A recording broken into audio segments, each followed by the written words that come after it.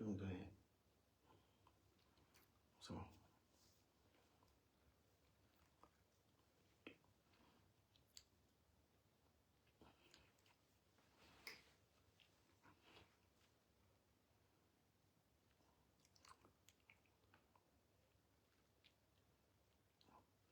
Salut. Salut les gars.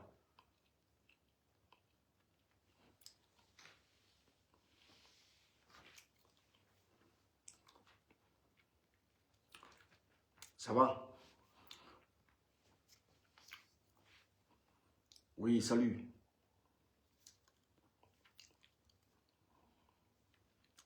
Comment allez-vous?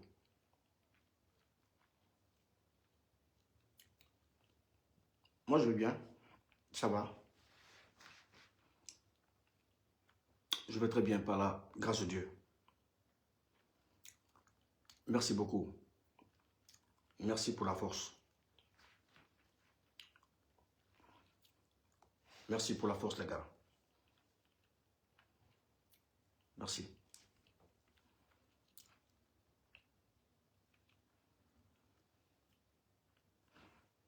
Passe-moi ça.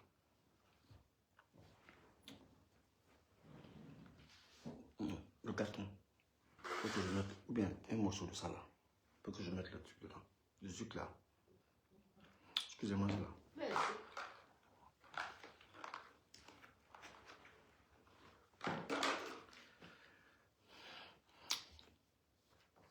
Ouais, salut les gars, salut tout le monde. Je suis là aujourd'hui pour parler de deux sujets. Le premier sujet concerne la sortie. Quel est l'intitulé de ce direct? Ben, moi, je n'ai pas mis d'intitulé. J'ai lancé un direct pour parler de deux sujets. Le premier concerne la sortie du journaliste Cheikh Yérim Seck. Et l'autre sujet, c'est bien sûr le concert du 9. La famille, aucune nouvelle. Aucune nouvelle de mes enfants, aucune nouvelle de mon neveu, aucune nouvelle de mon jeune frère.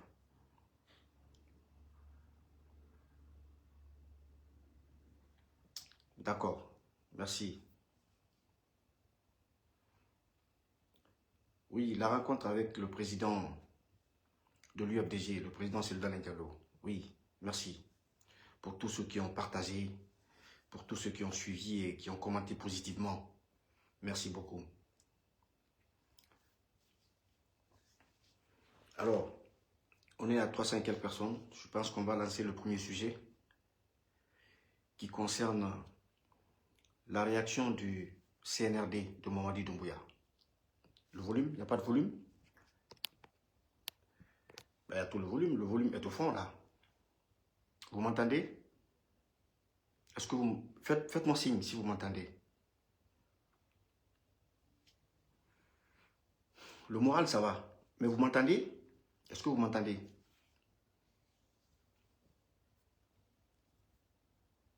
Est-ce que vous m'entendez? Le volume. Il y a quelqu'un qui écrit le volume. Ça veut dire que vous ne m'entendez pas?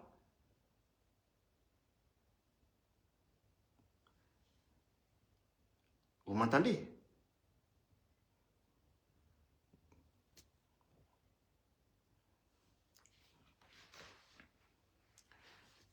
Ok. Vous m'entendez quand même, hein? Vous entendez? Le son est là? Le volume est bon? Ok, d'accord.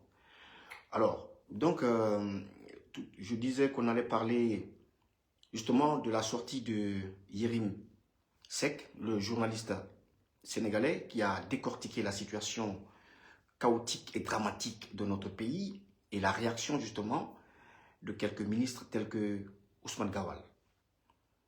Vous voyez? Et non, aucune nouvelle. Jusque-là, aucune nouvelle. Par rapport à ma famille, par rapport aux 4 membres de ma famille, aucune nouvelle. C'est-à-dire mes 2 enfants, mon neveu et mon jeune frère. Le gendarme qui était de l'unité du GIGN. Voilà, aucune nouvelle. Ouais, mon frère Benito, tu es là. Salut à toi. Je ne sais pas si tu as le temps. J'aimerais bien t'inviter. Voilà. Écris-moi si tu veux venir, quoi. Ok les frères, alors comme je le disais tout à l'heure, vous voyez, après la sortie de M. Yérim Seck, on dit qui se sent morveux se mouche. Le monsieur a décortiqué la situation du pays, il a mis à nu le système machiavélique du CNRD, mais en même temps, la réaction des membres du CNRD tels que Ousmane Gawal, tout de suite, c'est pas fait attendre. Ils ont réagi parce qu'ils estiment que un journaliste sénégalais n'a pas le droit de regard sur la situation qui prévaut en Guinée.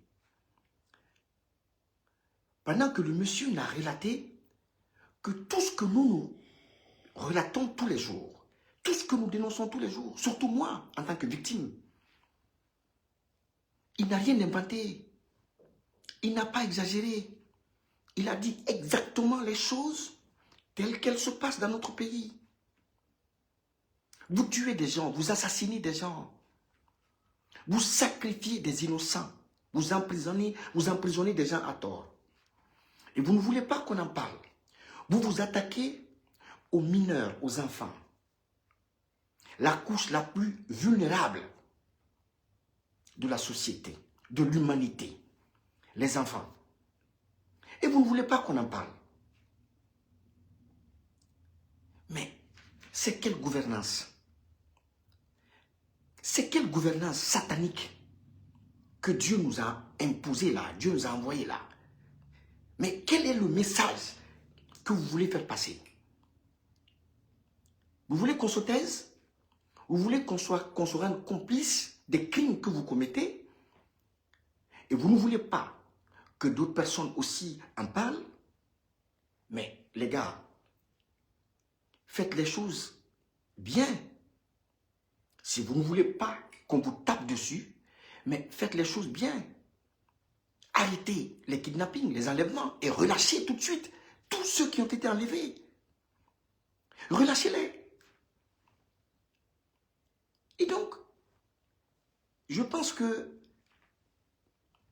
comme je l'ai dit, la punition que Dieu nous a imposée, cette punition-là, je pense que c'est la dernière qu'on va vivre, qu'on va connaître dans ce pays-là. C'est le tournant le plus décisif de l'histoire de notre pays. Après cette transition, parce que je ne considère pas cela comme un régime normal. Je ne considère pas cela, moi, Eli Kamano, encore une fois, je ne considère pas ce régime comme étant un régime normal. Je le considère comme étant une transition. C'est une phase transitoire. Parce que une élection qui est organisée en mettant à l'écart des leaders qui ont le vrai capital humain, le vrai capital politique et qui ont l'électorat dont nous connaissons tous dans notre pays. Quand vous les mettez dehors et vous parlez d'élections, mon frère, ce ne sont pas des élections. Ce ne sont pas des élections. Vous avez chassé tout le monde, tous ceux qui pouvaient faire ombrage à votre malgouvernance, à votre système, c'est-à-dire politiquement, c'est-à-dire intellectuellement. Toutes ces personnes ont été chassées. Il y en a qui ont été emprisonnés à tort. Et après, vous vous attaquez à nos proches. Vous vous attaquez à nos proches parce que tout simplement, vous n'arrivez pas, vous ne parvenez pas à mettre la main sur nous. Vous appelez ça une gouvernance? Vous appelez ça une gouvernance? Ça, c'est une gouvernance, ça?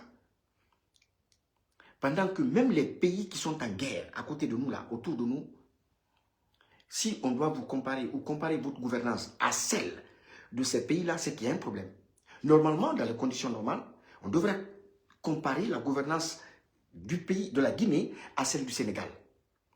Voilà. Mais pas aux pays comme le Burkina Faso, pas aux pays comme le Mali, comme le Niger. Moi, je ne comprends pas les gens qui viennent me dire, qui viennent raconter, ouais, mais ce qui se passe en Guinée, ça se passe. Mais est-ce que vous avez une conscience? Est-ce que vous avez l'esprit de discernement? Vous n'avez aucun esprit de discernement, les gars. Parce que la Guinée, encore une fois, est dans une transition essentiellement sociopolitique. Notre transition n'est pas une transition sécuritaire. Ce n'est pas une transition sécuritaire. C'est une transition essentiellement sociopolitique. Mais il y a des intellectuels, entre guillemets, qui servent aujourd'hui d'enceinte. Vous voyez? Qui servent d'enceinte pour la forfaiture ou les forfaitures commises par le CNRD, tels que Ousmane Gawal, tels que Baouri, et tous ces gens qui sont autour d'eux, qui servent de caution intellectuelle, caution morale et tout. Mais vous pensez que vous êtes les meilleurs Guinéens? Vous pensez que vous êtes les meilleurs Guinéens de la Guinée? Mais je suis désolé. Vous êtes déjà dans la poubelle de l'histoire. Vous êtes dans la poubelle de l'histoire. Et quand j'entends les gens dire, non, Eli Kamano met la balle à terre, essaye de revenir au meilleur sentiment, va demander pardon, il y a ceci, il y a cela. Mais vous me faites rire. Je ne suis pas le bourreau. Je suis la victime. Je suis une victime. Et mes enfants, comme tous les enfants de Guinée, ont le droit de vivre en sécurité dans leur pays. Ils ont le droit de vivre dans leur pays. C'est des Guinéens. Ils ont le droit d'étudier dans leur pays. D'être en sécurité et sécurisés par l'État. Mais si tel n'est pas le cas, si c'est les victimes qu'on doit accuser, si c'est les victimes qui passent maintenant pour des bourreaux, je ne sais plus où on va. Je ne sais plus où on va. Mais vous voyez, le masque tombe. Tous les jours que Dieu fait dans ce pays, le masque tombe. Ceux dont la conscience a été achetée à coups de millions, à coups de milliards, sont en train de découvrir aujourd'hui la supercherie. Tous les Guinéens, aujourd'hui, de façon unanime, peut-être que les gens ont peur de parler. C'est vrai. Parce que cette méthode brutale et sauvage avec laquelle ces gens-là gouvernent, qui consiste à éliminer des gens, à enlever des gens, à kidnapper des gens, dès qu'ils bronchent un mot, ça amène les gens à se taire. Mais je peux vous rassurer d'une chose. Le masque est tombé aujourd'hui en Guinée.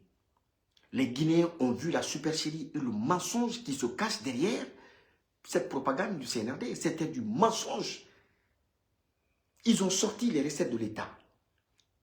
Ils ont dilapidé les recettes de l'État pour acheter la conscience des Guinéens.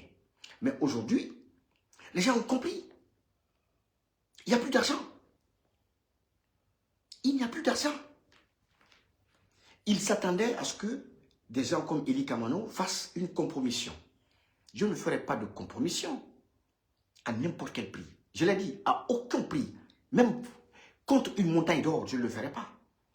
Je ne le ferai pas parce que, encore une fois, la Guinée est au-dessus de tout. Que cela soit clair pour tout le monde. La Guinée, pour moi, passe avant tout. Donc, quand les gens viennent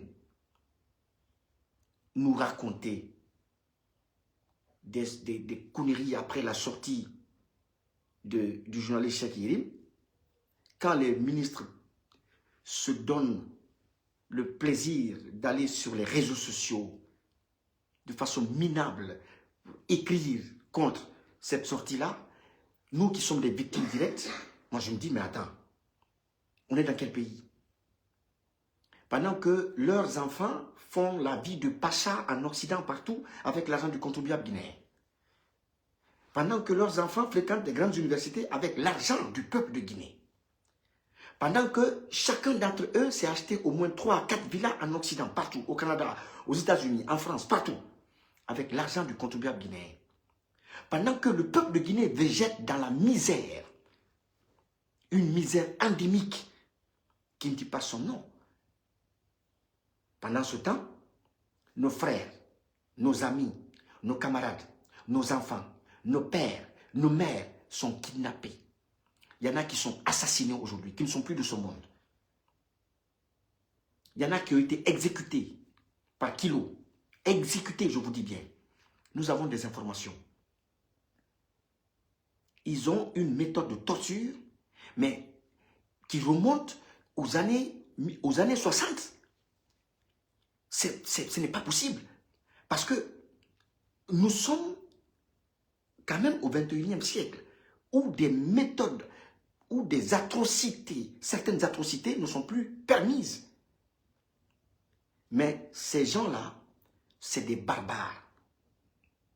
Je vous assure qu'ils ont exécuté certains de nos camarades, mais de la façon la plus ignoble, la façon la plus sauvage.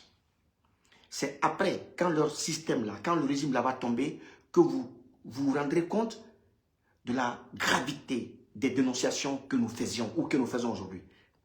C'est après ce régime, lorsqu'ils vont passer aux aveux, que vous rendrez compte de la gravité du régime dans lequel on est aujourd'hui. Je vous assure que vous entendrez des choses, mais vous n'en reviendrez pas. Ce que ces gens-là font aujourd'hui, c'est qu'ils font subir aux Guinéens. Sans compter, je vous dis bien, des foyers qui sont brisés. Des foyers qui sont brisés aujourd'hui. Vous n'avez pas idée du nombre de personnes qui me contactent. Mais j'ai dit à ces gens, j'ai dit, moi, je ne peux pas parler de ça. Je ne peux pas parler de la vie privée des gens. Je ne peux pas parler, parce que ce n'est pas mon dada, ça. Vous voyez, moi, je suis un artiste à la base. Vous voyez, je suis un artiste et tout et tout. J'ai atteint un certain niveau où je ne peux pas me permettre de descendre dans la vie privée des gens. Oui, il sort avec la femme de tel, il suit là. Mais vous ne pouvez pas imaginer le nombre de foyers qu'ils ont brisés, ces gens-là, les directeurs, les femmes des directeurs, les ministres. Ils ne vivent que de ça. Ou tu acceptes, ou tu fous le camp. Ou ton mari accepte, ou on lui crée des problèmes. Ça, c'est un gouvernement, ça. Ça, c'est des hommes d'État, ça. Un homme d'État qui incarne la plus haute institution d'un pays. C'est comme ça qu'il doit se comporter? Ou c'est comme ça que son équipe doit se comporter? Drogue, partouze, sexe, crime, assassinat.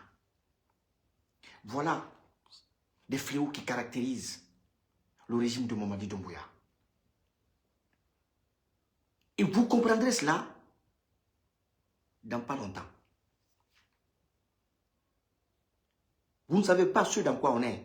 C'est une malédiction, mais cette malédiction, elle s'aggrave de jour en jour. Elle s'aggrave tous les jours. Comment est-ce qu'un ministre qui est conscient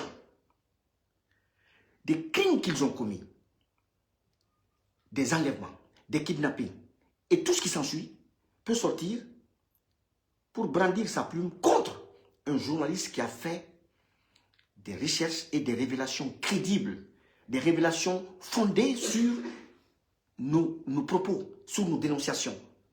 Parce que nous sommes des victimes, nous sommes des Guinéens, nous savons ce qui se passe chez nous. Qui peut nier que mes enfants ont été enlevés? Qui peut nier que moi, mes enfants ont été enlevés? Et j'ai quel intérêt à enlever mes enfants? Moi-même, j'ai quel intérêt à orchestrer l'enlèvement de mes enfants? Quel est l'intérêt? Qu'est-ce que j'y gagne? Qu'est-ce que j'y gagne? Et de surcroît, mon jeune frère, le gendarme, un élément du GIGN. Le GIGN, c'est comme lorsqu'on dit les forces spéciales de la gendarmerie. Un élément clé de Bala Samoura. Quand des gens prennent la peine de jeter un coup d'œil sur la situation de notre pays, ils écrivent, ils font des enquêtes, et que ces gens-là soient traités aujourd'hui de je ne sais... Nous, on s'en fout. Si vous voulez, il faut traiter Yérim Seck de tous les... Ça, c'est vous qui le savez. Nous, ce n'est pas le comportement de l'homme qui nous intéresse. C'est ce qu'il a mis sur la table. Parce que si on doit aller sur le comportement des uns et des autres, les plus grands violeurs, c'est vous. Ce que vous faites là-bas, aux femmes, en Guinée, là. On est au courant de tout. Mais comme je l'ai dit, moi, je me donne des limites. Je ne peux pas rentrer dans la vie privée des gens. C'est à cause de ça, hein. Sinon, il y a des artistes même là-bas, là, des artistes femmes. On connaît, on a des dossiers qui ont divorcé de leur mari par la faute, justement, des gens du CNRD là. On connaît. Mais ça, c'est des débats pour nous, c'est des débats de caniveau. Ça, c'est des débats de caniveau. Mais comme vous êtes incapable de répondre à la sortie d'un journaliste sur des faits ou sur la force des arguments, vous utilisez l'argument des insanités. Vous utilisez l'argument de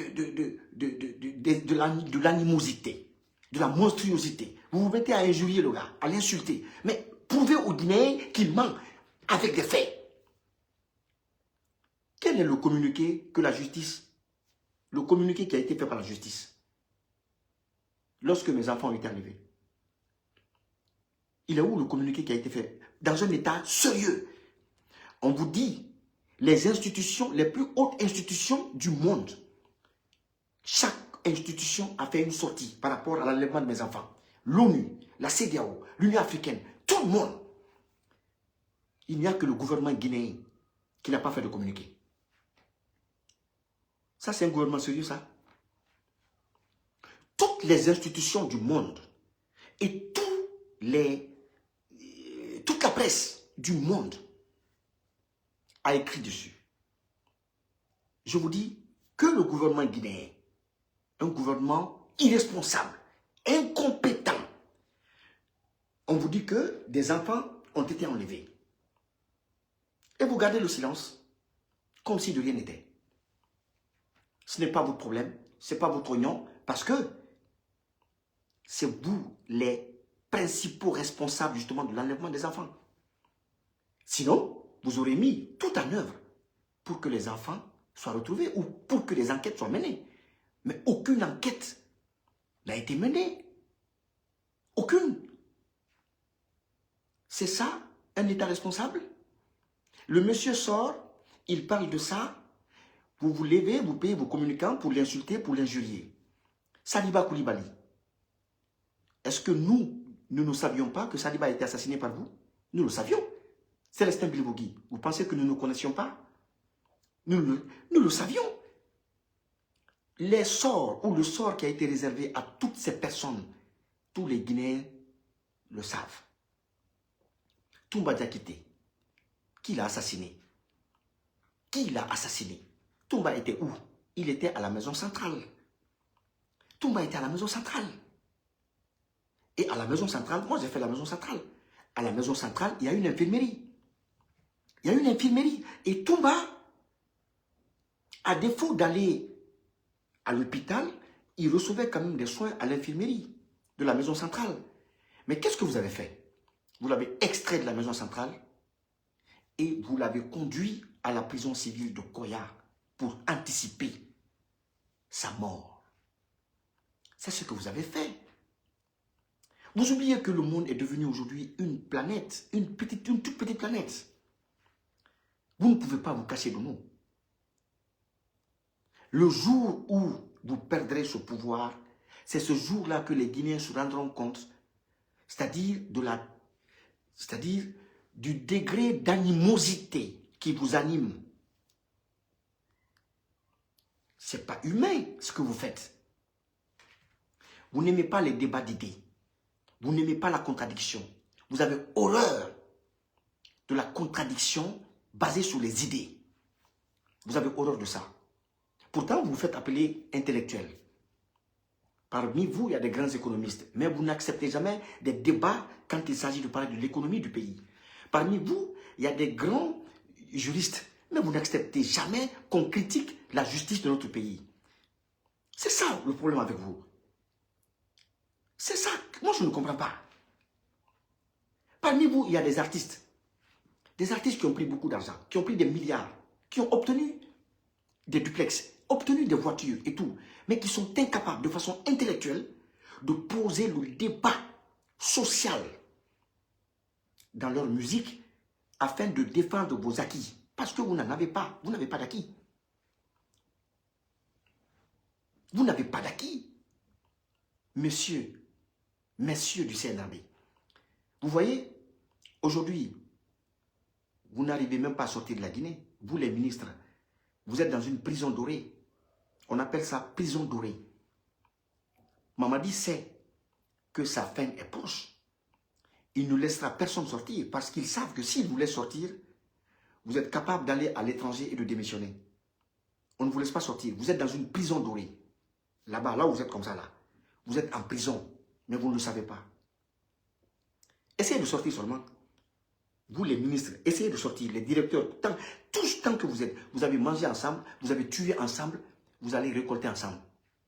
Vous pensez qu'ils vont vous laisser partir? Vous verrez. Allons seulement.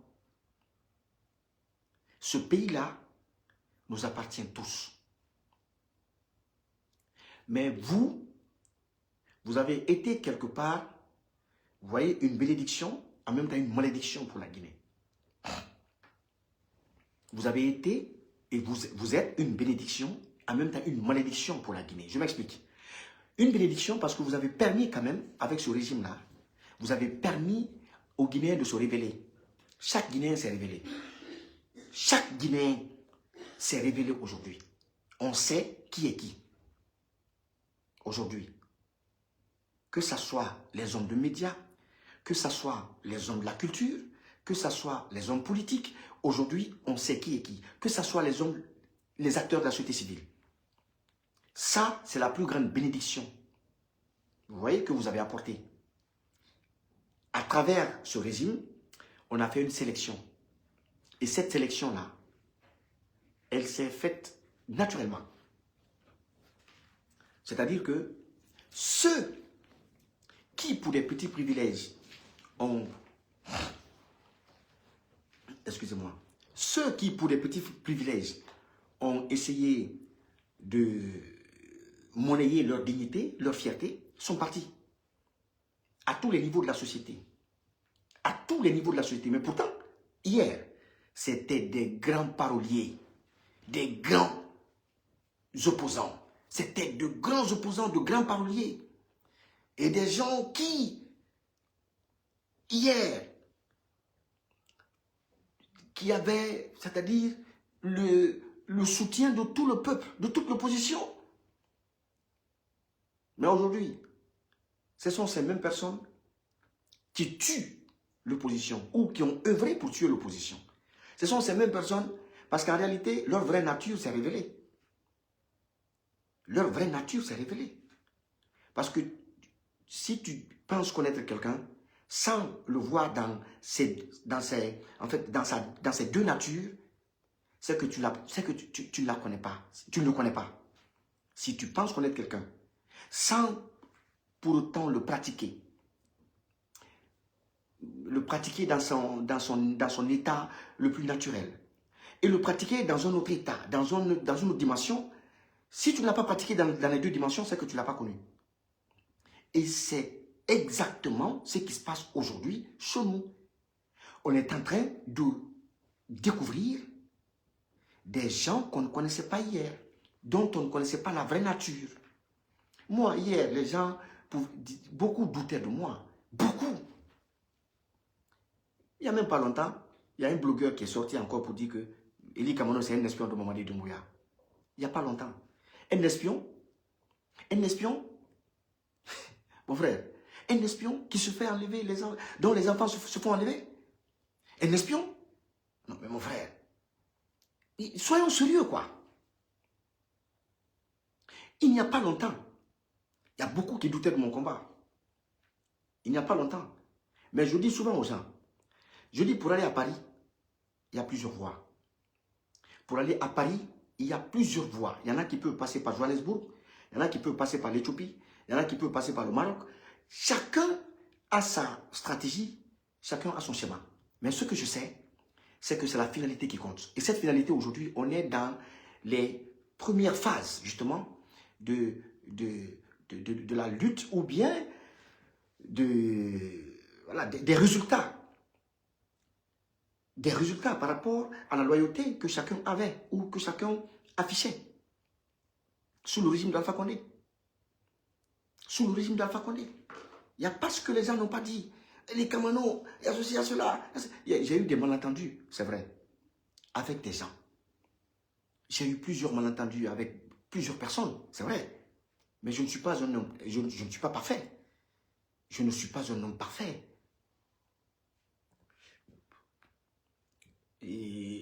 en français, on dit que les plus grandes actions des hommes effacent leurs erreurs. Si j'ai eu à faire des erreurs, mais peut-être que c'est un propos que j'ai tenu ou c'est par rapport aux propos que j'ai tenus. À des moments donnés, oui, j'ai eu à tenir des propos durs. Mais, contrairement à ceux aujourd'hui qui participent au régime, au système de Mamadi, qui contribuent à tuer, assassiner, kidnapper les gens, je pense que ce n'est pas comparable. Vous ne pouvez pas me comparer à ces gens. Ce n'est pas comparable. Donc, aujourd'hui, je fais ce live pour dire, toucher à plusieurs sujets par rapport au pays, à la situation qui prévaut dans notre pays, par rapport à la disparition forcée des uns et des autres, par rapport à l'enlèvement de mes enfants, par rapport à la réaction ou à l'inaction du CNRD vis-à-vis de l'enlèvement de mes enfants. On ne peut pas enlever des enfants dans un état sérieux et que la justice reste indifférente. Et que toutes les institutions du monde agissent sans que le pays concerné, ou le gouvernement concerné, ou l'État concerné, nous dise mot, ne pipe mot. Moi, je ne sais pas dans quel pays on est. Et donc, Ousmane Gawal et toute cette racaille-là, moi je vous dis, encore une fois, tous les actes que vous posez, chaque jour, vous enfonce dans la poubelle de l'histoire. Chaque jour, vous enfonce davantage dans la poubelle de l'histoire. Et vous signez votre arrêt de mort. Moi, je vous dis, hein. Vous signez votre arrêt de mort. Ce n'est pas un souhait, mais c'est un fait. C'est un fait. Vous pensez que l'après Mamadi sera comme l'après Dadis ou comme l'après Alpha? C'est une erreur monumentale que vous commettez. Vous pensez que l'après Doumbouya là sera comme l'après Alpha ou l'après Dadis? L'après Doumbouya sera une des périodes les plus violentes dans ce pays-là. Ce qu'on appelle une purge. C'est ce qu'on va organiser et c'est ce qui va s'organiser. Ça se fera en Guinée, une purge. Comme ça s'est fait en France dans les années 45. La purge. On va purger ce pays-là.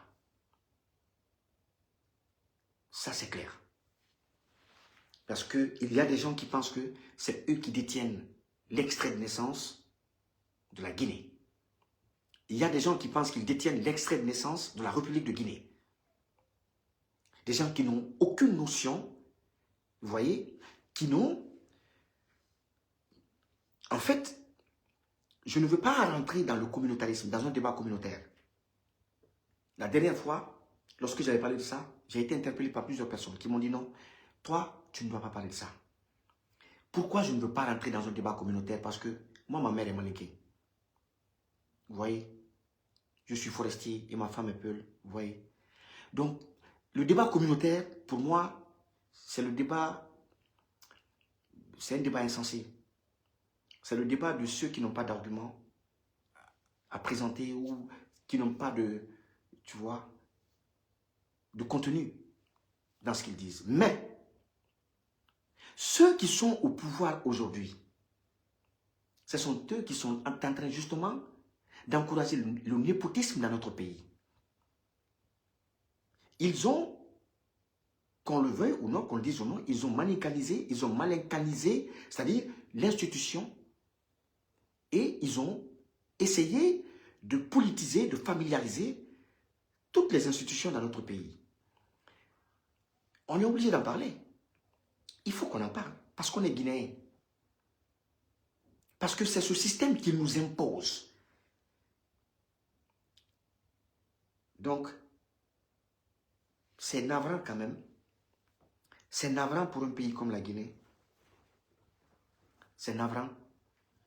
Un pays qui a tant de ressources, que des incompétents arrivent aujourd'hui et qu'ils foulent au sol toutes les valeurs auxquelles nous aspirons.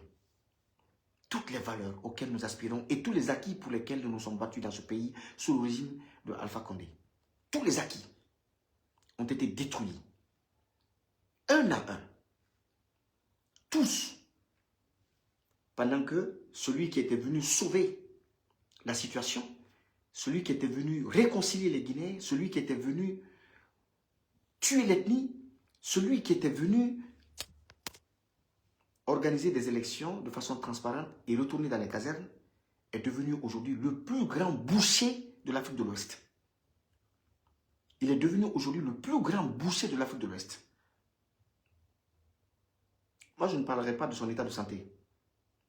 Parce que j'en ai parlé déjà. J'ai fini avec ça. J'en ai fini avec ça. J'en ai fini avec l'état de santé de Mamadi Doumbouya. Je n'en parlerai pas. Vous êtes là, vous voyez vous-même comment son état de santé se dégrade tous les jours. Vous pensez que le karma, il tient à quoi? Le karma. S'il met du temps à frapper, c'est parce qu'il est allé chercher le bâton qui correspond au péché ou au mal que tu as commis. Tous ces gens-là, ils paieront one by one pour le sang des innocents qui a coulé. Ils paieront pour le sang, pour les larmes des mères, pour les larmes des pères qui ont été arrachés à l'estime de leurs enfants, de leurs mères, de leurs pères, de leurs parents. Ils paieront. Ils paieront. Moi, je n'ai pas besoin qu'on me récompense pour le combat que je mène. Parce qu'il y a un grand penseur qui a dit que quand on se bat pour un peuple, n'attends rien de lui. N'attends rien de lui quand tu te bats pour le peuple.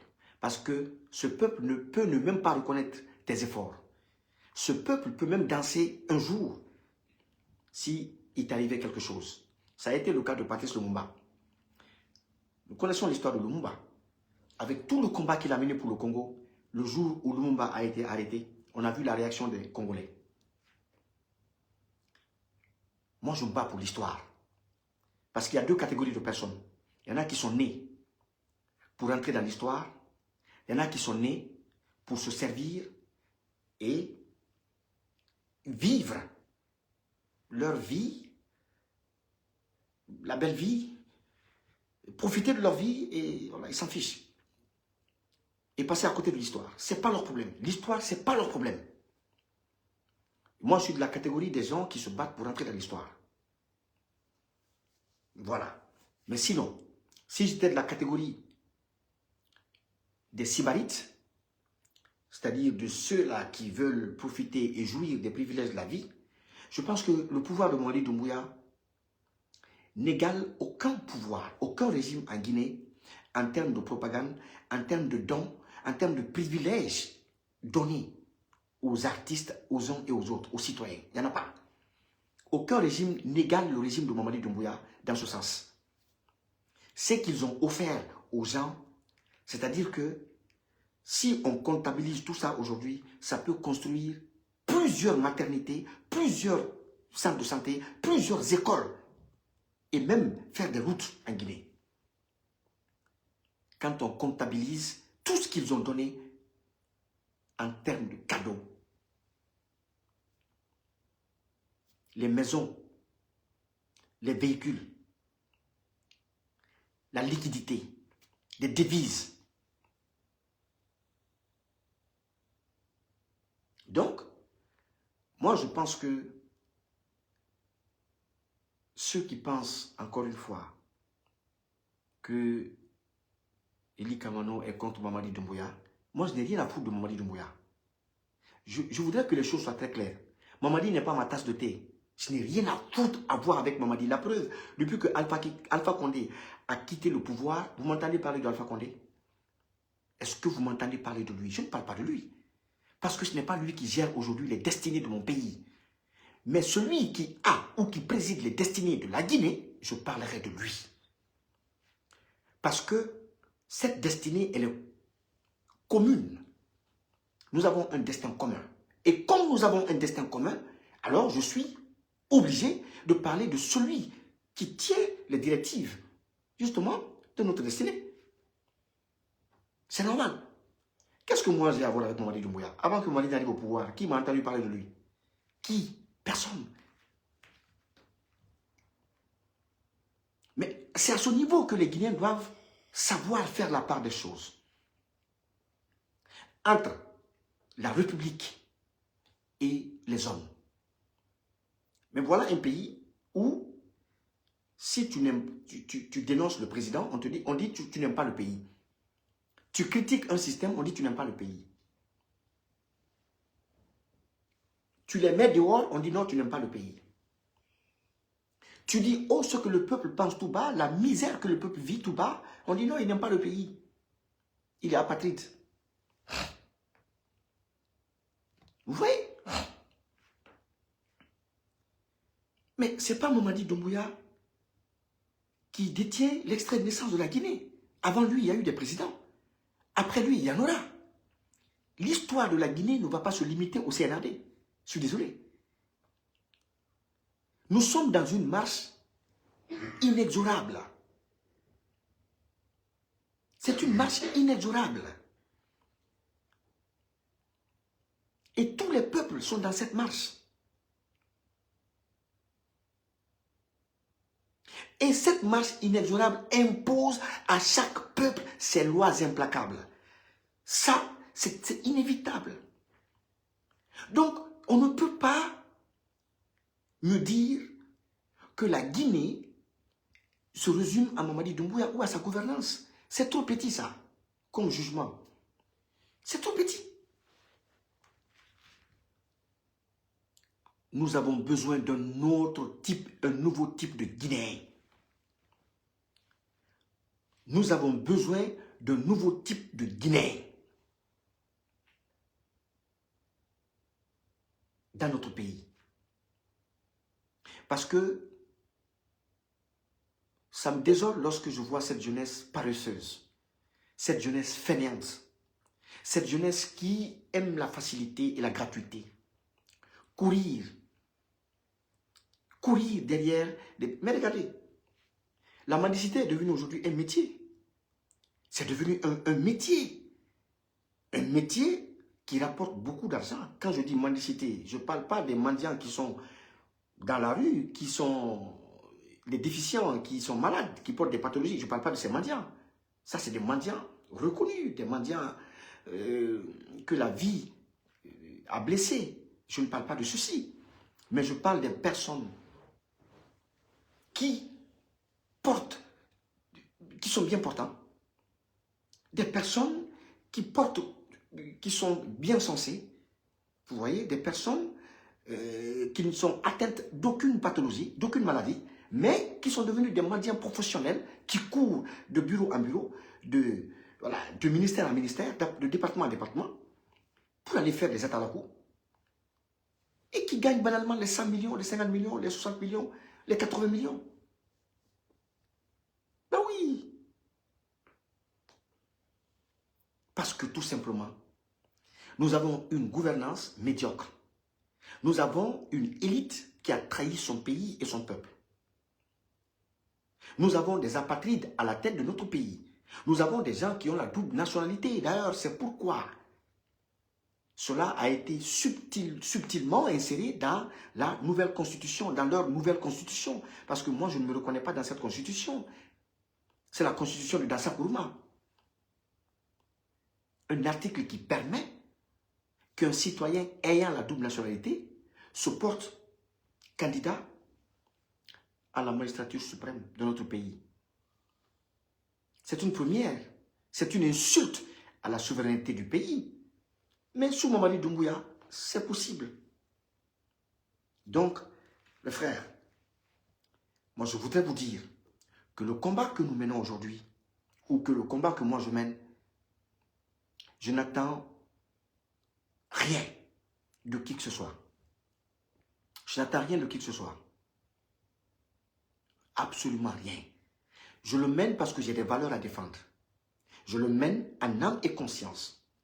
Parce qu'il y a des gens qui confondent, qui disent que, ah ouais, ils mènent ce combat parce que pour telle raison, non. Si moi je menais ce combat-là pour une raison X ou Y, je pense que, voilà quoi, on m'aurait collé tout de suite là, cette raison-là. On m'aurait dit, ah, sous le régime de Dadis, on a vu ici, tu as pris de l'argent, tu as fait ça. On m'aurait dit tout de suite, ah, sous le régime d'Alpha, tu as fait ça, tu as fait ça. Il y en a qui me disent même que j'ai soutenu Alpha Condé, que j'ai soutenu son 3e mandat. Il y en a qui le disent, mais qui sont quand même, en même temps, incapables de prouver cela par un audio, un vocal, par une vidéo, ou par un t-shirt que j'ai porté un jour pour demander aux gens de soutenir le 3e mandat. Ces gens oublient que j'ai été le premier martyr de la lutte contre le 3e mandat. En 2017, lorsque les voix, pas les moindres, avaient commencé à élever le ton, demandant à Alpha Condé de se présenter pour un 3e mandat, j'ai été le premier martyr, arrêté à la tannerie, conduit en prison. Vous êtes amnésique, mais moi je ne suis pas amnésique, parce que je suis l'acteur principal des actes que je pose. Je ne peux pas oublier, on ne peut pas falsifier mon histoire. Ce n'est pas possible, je ne le permettrai pas. Pour personne et pour rien au monde. Mais le Guinéen a cette spécialité de modifier et de changer l'histoire des gens. Moi, je ne l'accepterai pas. Tous les combats que j'ai menés dans ce pays-là, vous avez oublié, moi je n'ai pas oublié. Tous les sacrifices que j'ai consentis dans ce pays, vous avez oublié. Moi, je n'ai pas oublié. Parce que c'est moi qui ai vécu les brimades, des humiliations, des injures. La prison, c'est moi qui ai connu ça, ce n'est pas vous. Donc, c'est très facile pour vous d'oublier ça. Vous voyez, des arrestations où on me prenait comme ça, où il y avait une trentaine de gendarmes se jetaient sur moi pour me jeter dans les pick-up. Vous voyez? Donc, c'est pour vous dire que, mais mon gars, je suis en live, arrête. Laisse-moi. Oh. Donc, c'est pour vous dire que tout ce qui se passe dans notre pays aujourd'hui là, nous sommes au courant. Nous sommes au courant. Il ne faudrait pas que le CN, sincèrement, insiste. Excusez-moi, je vais écrire à quelqu'un là pour dire que je suis en live, franchement. Comment ça, urgent?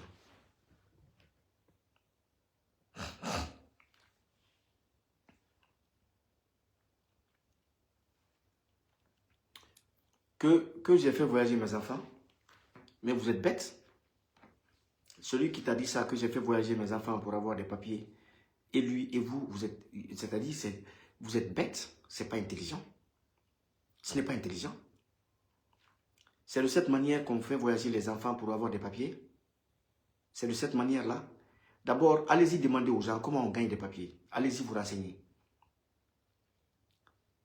Renseignez-vous très bien comment ça se passe. Tu n'as pas besoin de déplacer tes enfants. Tu as juste besoin d'aller toi-même, tu te présentes et tu dis, voilà, voilà, voilà. Tu n'as même pas besoin de déplacer tes enfants. C'est-à-dire, il y a tellement d'ignorants dans ce pays-là que parfois je me dis, c'est peine perdue quoi, que tu te justifies devant ces... Parce qu'un ignorant reste un ignorant. Quoi que tu fasses, un ignorant, il reste un ignorant. Comment les gens peuvent imaginer un seul instant que moi j'ai fait quitter mes enfants dans le but d'avoir des papiers?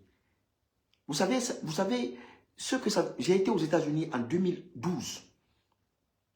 Aux États-Unis en 2012. Vous savez, je sors de la Guinée, ça fait combien d'années?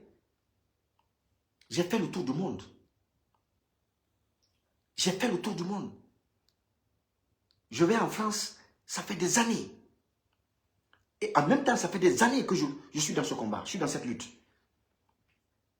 Contre Lansana Conté, contre Dadis, contre Alpha. Et vous voyez?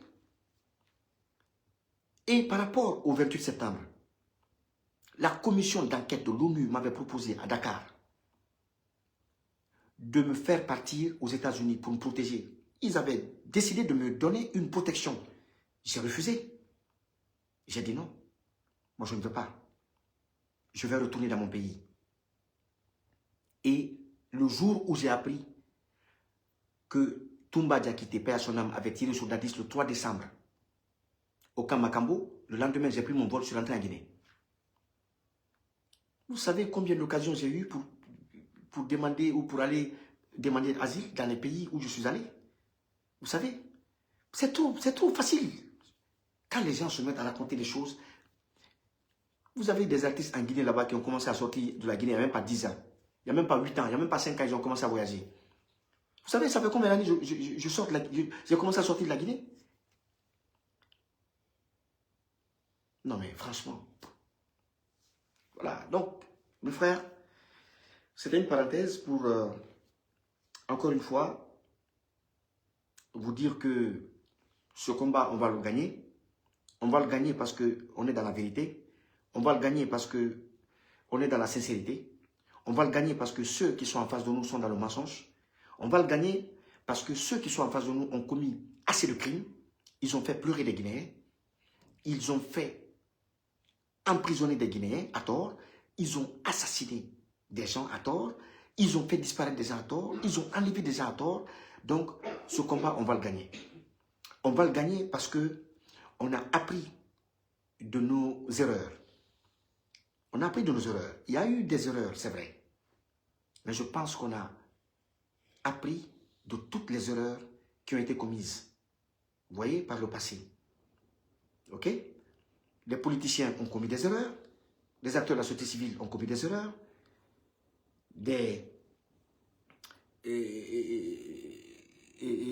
Tout le monde a commis des erreurs. Donc, aujourd'hui, à travers la gouvernance de Mamadi Doumbouya, qui a fait de sa sœur, vous voyez, la despote de Kankan. C'est la despote, elle est devenue aujourd'hui son Altesse, il faut même la surnommer son Altesse Aïssa Doumbouya. Vous voyez, sa mère aussi, c'est une reine, c'est la reine de la Guinée, quoi. Voilà. Donc, on a compris aujourd'hui que il n'est pas donné à n'importe qui de gouverner un pays. Il n'est pas donné à n'importe qui de gouverner un pays. Et ce qui est malheureux dans tout ça, ce qui est malheureux, c'est la triste fin de ces gens-là. La triste fin de ces gens qui va bientôt sonner. Toutes ces personnes autour du CNRD, demain, je vous assure, demain,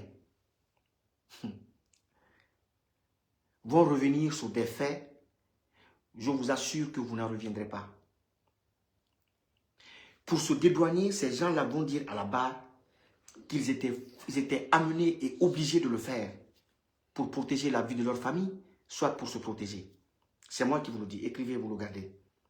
Demain, ils vont vouloir tout rejeter ou jeter sur la tête de Mamadi Doumbouya et son clan, les militaires. Voilà, Bala Samoura et autres. Mais ça ne marchera pas. Vous les civils, on va vous frapper avec le même bâton que les militaires. On va vous frapper avec le même bâton. Vous les civils. Je vous ai dit, et je répète encore, l'après Doumbouya ne sera pas comme l'après Alpha, ou ne sera pas comme l'après Dadis, ou comme l'après Alpha Lansana Conté. Pas du tout. Pas du tout. Ça sera brutal. Mais brutal. Parce que tous les civils qui sont aujourd'hui, qui se rendent complices de la gouvernance de Mamadi Doumbouya, paieront au centime près, paieront tous les crimes qui ont été commis. Nous, quand on nous dit que Kilo, c'est la main armée qui assassine des gens, des opposants et tout, nous considérons que Kilo, il passe à l'acte suite à l'approbation d'un régime, d'un système. Si Kilo passe à l'acte, c'est parce qu'il y a un régime, un système qui est derrière. Et ce système est composé de militaires et de civils. C'est un cartel civilo-militaire. Donc, on ne vous serez traités de la même manière que les militaires, ou les civils. Si les militaires doivent prendre 1000 coups, vous prendrez 1000 coups. S'ils doivent prendre 100 ans, vous prendrez 100 ans. Ça, je vous dis. Hein. Vous pensez que vos familles qui sont en Europe, en Occident, là, il y en a parmi vos enfants et vos frères, vos cousins qui sont en train de me regarder là, en live, là, ils sont là. Ils sont là. Ils me regardent. Il y a parmi vos parents là, il y en a qui me regardent. Vous-même, vous êtes là, vous êtes assis à me regarder. Et ce que je dis, ça se fera. Ce que je dis là, ça se fera. Et c'est pourquoi Mamadi ne veut pas vous laisser sortir.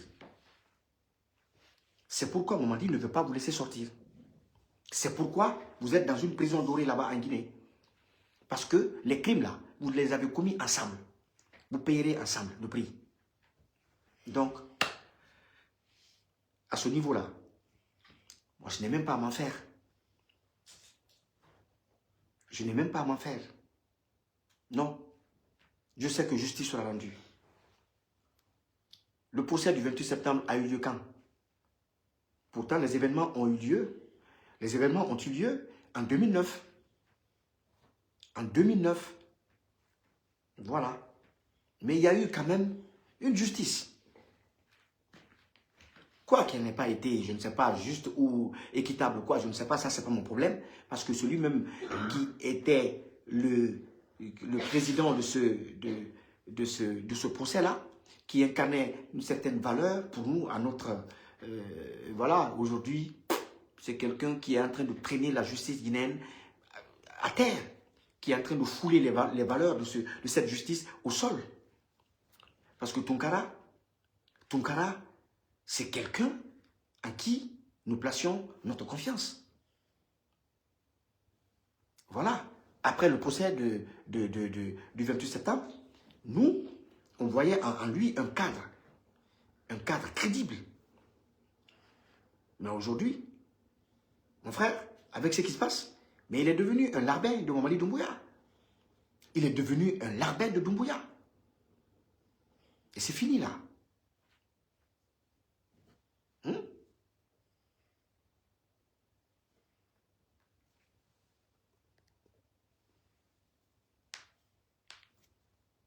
Bon, voilà, je vais répondre à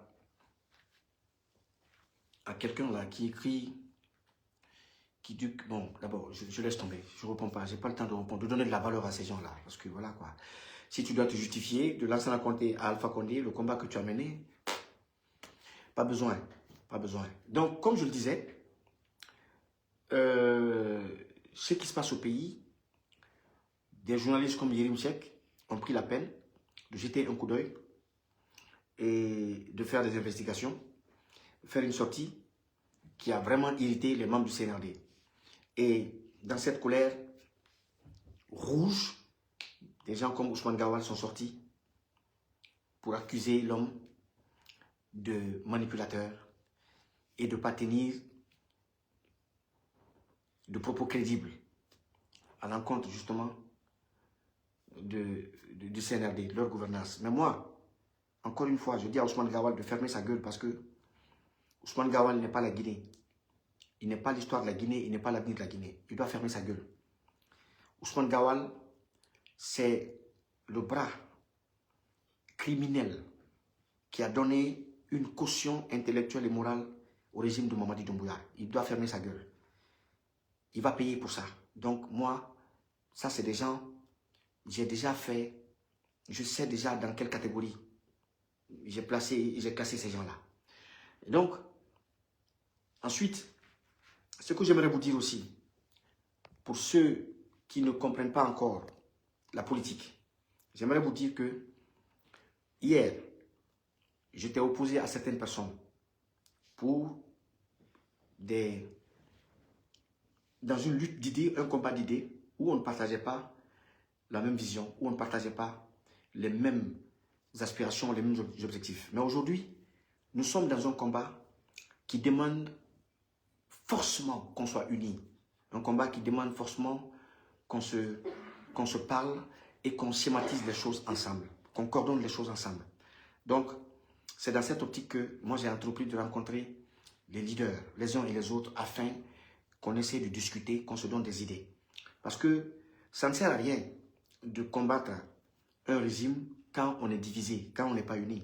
Parce que le régime en face est bien organisé et il se donne les moyens, et il donne les moyens aussi à tous ces éléments, à toutes les personnes, justement, avec lesquelles il partage, justement, sa gouvernance. Donc, je pense qu'il est nécessaire pour nous autres de nous mettre ensemble, de collaborer ensemble, ne serait-ce que pour chasser ce régime à la tête de notre pays. Maintenant, après, chacun pourra se retrancher dans sa base ou dans son idéal. Mais aujourd'hui, nous n'avons qu'un seul idéal. On n'en a pas deux. C'est un seul. Et l'objectif, il est unique. C'est faire quitter et faire partir le régime criminel de Mamadi Doumbouya. C'est le seul qu'on a. Qu'on soit politique, qu'on soit acteur de la société civile, qu'on soit d'un autre bord. Et je pense que l'objectif doit rester le même. Et donc, ça ne sert à rien qu'on s'envoie des coups de poing, parce que je vois certains, quand j'ai publié la vidéo dans laquelle je discute, j'échange avec le président de l'UFDG.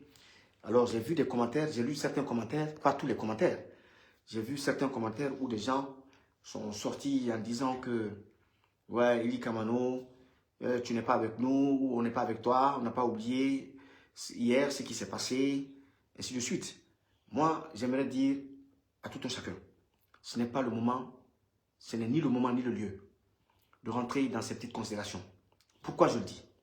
Je le dis parce que aujourd'hui, ni le président Cellou, ni moi-même, personne n'a besoin de ça. Personne n'a besoin de ça. C'est si j'étais resté avec Doumbouya, c'est ce qui, normalement, c'est ce qui devrait vous étonner. C'est si j'étais resté avec lui, dans son camp. Si j'avais continué à cautionner justement les crimes, si j'avais continué à cautionner le mal ou la malgouvernance, c'est ce qui, normalement, devrait vous amener à m'attaquer. Mais aujourd'hui, on est dans un combat où la situation nous impose, où les réalités, les faits nous imposent une unité d'action. Donc, je ne le dis pas parce que je veux attirer l'affection des uns et des autres. Non, c'est une réalité. C'est un fait. C'est un fait. On n'a pas besoin de ça aujourd'hui. Parce que l'ennemi, il profite de quoi? Il profite justement de la faille endogène pour attaquer. En Libye, c'est justement la rébellion qui a commencé à l'interne. En Irak, c'est à l'interne que ça a commencé. Dans tous les pays où l'impérialisme a pu démanteler les systèmes qui tenaient face ou qui tenaient à eux, qui se battaient contre eux, c'est que la révolte ou la division a commencé à l'interne. Donc moi je pense que, comme le disait le président Sékou Touré, il dit que l'ennemi endogène est plus virulent que l'ennemi exogène. Parce que l'ennemi endogène, il connaît tes secrets, il connaît tes points faibles et tout. Donc, on n'a pas besoin de donner ce flanc, de prêter ce flanc aujourd'hui à Mamadi et à ses gars, afin que nous, qui sommes opposés à eux aujourd'hui, que nous soyons affaiblis par notre division et qu'ils profitent de ça pour nous faire du mal. Donc, moi je pense que aujourd'hui, l'heure n'est pas à la vengeance, l'heure n'est pas, vous voyez, à la chasse aux sorcières. On doit se donner les mains, c'est pourquoi j'ai pris la peine d'aller rendre visite au président de l'UFDG, M. Seydou Diallo. On a bien discuté, on a échangé. Et je pense que cela a été salué aussi par plusieurs personnes qui ont positivement commenté la rencontre. Donc, merci à tous ceux qui comprennent cela, merci à tous ceux qui comprennent le combat et merci à ceux qui comprennent la nécessité de se mettre ensemble, la nécessité de se donner la main dans ce combat. et d'ailleurs, dans lequel le RPG et l'UFDG ont été obligés de cohabiter au sein des forces vives de Guinée. Donc, c'est pour vous dire à quel point nous avons un objectif commun aujourd'hui. On ne peut pas ne pas se mettre ensemble. On ne peut pas, on est condamné à se mettre ensemble. Parce que si on ne le fait pas, encore une fois, l'ennemi gagne. Il gagne en puissance, il gagne en stratégie. Et c'est cette stratégie justement de diviser pour régner qui a amené aujourd'hui le CNRD à chasser tous les leaders crédibles de l'arène politique, de la société civile, de la société civile guinéenne. Donc, merci à vous. Merci à, ok. Merci à M. Ali Baldé qui dit que je n'ai pas besoin de me justifier. Merci. Ok. Donc, voilà, j'étais là avec vous. C'était vite fait, rapidement pour échanger. Je n'ai pas eu le temps de vous prendre parce que ici, moi, je ne sais pas comment on prend les gens. Sinon, j'aurais pris 2 ou 3 personnes pour qu'on discute. Mais je vais aller sur TikTok. Là-bas, c'est plus facile de prendre les gens sur TikTok. Mais là, c'est un peu difficile, c'est un peu compliqué pour moi. Donc, merci à vous. Le combat continue. Le combat continue jusqu'à la victoire finale. On n'abandonnera pas. On ne lâchera pas prise. Il n'est pas question parce que on a déjà tout perdu. Surtout moi. J'ai déjà tout sacrifié. J'ai déjà tout perdu. J'ai déjà tout perdu. Vous voyez? Parce que là où je vous parle, là où je suis, je ne sais même pas le sort que le CNRD a réservé à mes enfants. Je ne sais même pas le sort qui a été réservé à mon jeune frère. Aux dernières nouvelles, j'aurais appris que Bala Samoura a fini avec lui. Parce qu'il aurait piqué une crise, une colère noire, lorsqu'il s'est rendu compte que mon jeune frère, élément du GIGN, cautionnait pour lui, le jeune innocent, cautionnait mes prises de position, mes sorties contre eux. Pendant que lui, son adhésion à l'armée, ma lutte est antérieure à son adhésion à l'armée. Il n'a rien à voir dans mes prises de position. Il était encore bébé, petit, tout petit, quand moi j'ai commencé à chanter. J'ai commencé à faire mes prises de position. Il n'a rien, il ne connaît rien de ça. Mais le lien de sang qu'on a, mais ce n'est pas une prise de position qui va couper cela, qui va interdire cela, qui va rompre cela. C'est comme mes enfants. Ce ne sont pas mes prises de position qui vont rompre mes liens de sang avec mes enfants. Parce que mes prises de position sont carrément antérieures à leur existence sur Terre. Donc, vous avez attaqué mes enfants, vous avez attaqué les membres de ma famille, et je ne sais même pas ce que vous avez fait aujourd'hui, le sort que vous les avez réservé. Je ne sais même pas. Je ne sais même pas. Vous pensez que j'ai le temps de passer des mois et des mois sur les réseaux sociaux à crier haut, à clamer tout haut l'enlèvement de mes enfants, si mes enfants n'étaient pas enlevés? Si mon jeune frère, le gendarme, n'avait pas été enlevé? Et qu'est-ce que Bala Samoura attend pour communiquer ou pour démentir mes propos concernant mon jeune frère, le gendarme? Qu'est-ce qu'il attend pour démentir, ne serait-ce que ça? Parce que lui, il est gendarme. Qu'est-ce qu'il attend pour démentir cela? On peut au moins démentir cela parce qu'il a un numéro matricule à travers lequel on peut dire, ah, telle personne qui a été citée comme étant un gendarme enlevé, comme étant un membre de la famille de M. Kamano, la personne est là. Mais non, silence radio. Ça prouve que ils ont enlevé les membres de ma famille. Voilà. Aujourd'hui, mes enfants me manquent. Mes enfants ne vont pas à l'école. Mes enfants sont privés d'école. Mes enfants sont privés de tout. Ils sont quelque part, peut-être même qu'ils sont assis comme ça, quelque part avec eux. Que Dieu m'entende. Et avec les membres du CNRD, ils sont en train de leur dire, bon, regardez ce que votre papa est en train de dire sur notre régime. Mais libérez les enfants. Mais libérez-les. Mais si vous voulez que les enfants exercent qu'ils exercent une pression sur moi, mais ce n'est pas en étant en détention ou en captivité comme ça, non. Ils ne sont responsables de rien. Libérez-les. Libérez les enfants. Donc,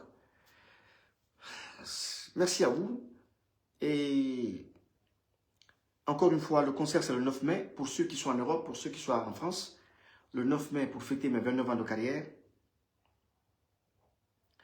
Ne ratez pas cette occasion, sous aucun prétexte. On fera le plein, s'il plaît à Dieu. On fera un vrai concert, un concert de malade, 2 heures de live avec de vrais musiciens. Et ceux qui viendront repartiront satisfaits, s'il plaît à Dieu. Donc, on est ensemble. Le combat continue.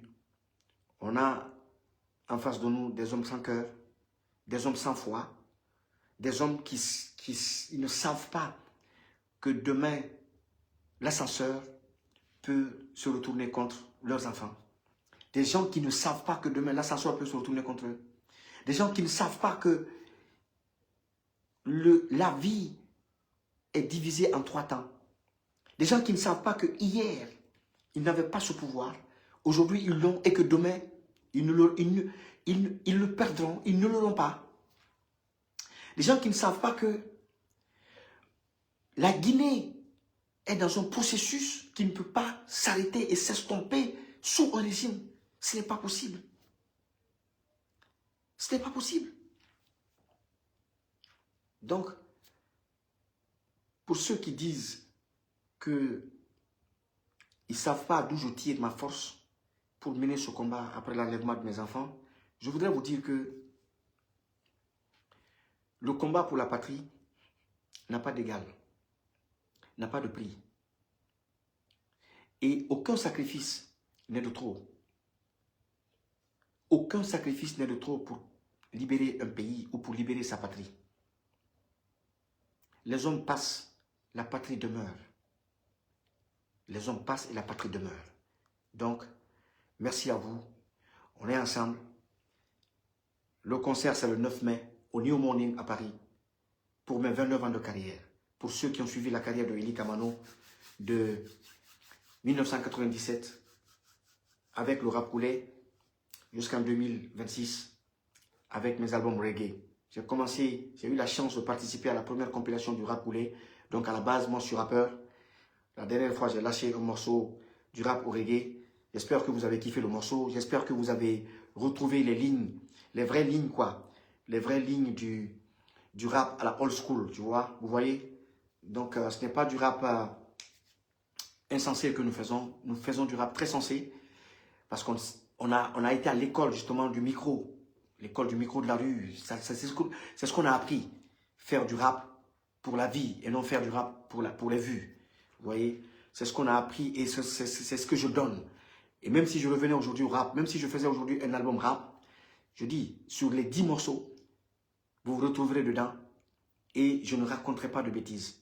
Sur les 10 morceaux, je ferai du vrai rap et je raconterai que il n'y aura que des thèmes sensés, des thématiques très sensées. Donc, merci à vous. Oui, j'ai le moral il est au beau fixe. C'est pas facile. Ce n'est pas facile de sortir comme ça, de discuter, de parler avec vous et tout. C'est très difficile. Il faut aller puiser de la force. Vous voyez?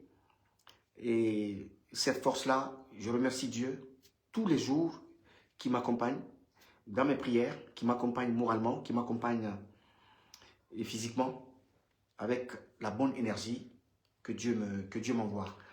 Merci beaucoup, on est ensemble et nous avons déjà nos billets pour le concert. Force à toi. Merci. Merci à ceux qui ont déjà pris les tickets. On est ensemble le 9 mai. Ne ratez pas, ça va être un concert, un événement.